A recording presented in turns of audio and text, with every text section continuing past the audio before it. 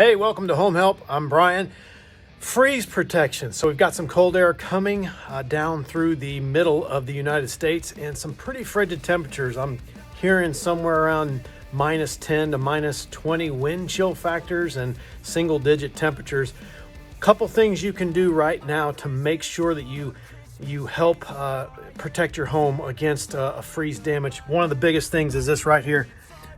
Your water faucets or hose bibs, as they will call them. Now these, if you see something that looks like this, it's an anti-freeze model, which means the valve stem actually goes into the wall, and about 6 or 8 inches in, the actual valve is. So it's beyond the insulation. It is protected, but what people will do is they will leave their garden hose attached, and that water in the garden hose will expand.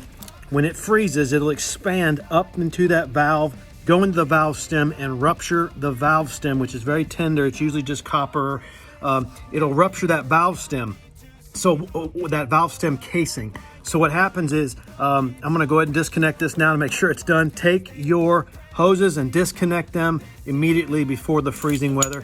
What happens when that valve stem is ruptured and you go to hook a hose up next spring, you hook it up and you turn on the water, it will actually leak inside the wall and pour out down here at the bottom. So one thing right now, go unscrew your hoses from all of your faucets or hose bibs. Second thing you can do, if you have a crawl space, which is an area underneath the home that has basically just a plastic and a couple feet usually in height, they'll have plumbing pipes, and you'll see your pillars and girder beams and all that if you open the crawl space door. Now this home has a slab, so there's no crawl space, but if you have a crawl space, make sure that all the vents, there's little shutter vents around the perimeter of the home. This is shaped like a square, okay? They have either slide plastic shutters on them or metal shutters. Make sure they're all closed for this freezing weather to keep that cold air from going in. There could be a plumbing pipe near there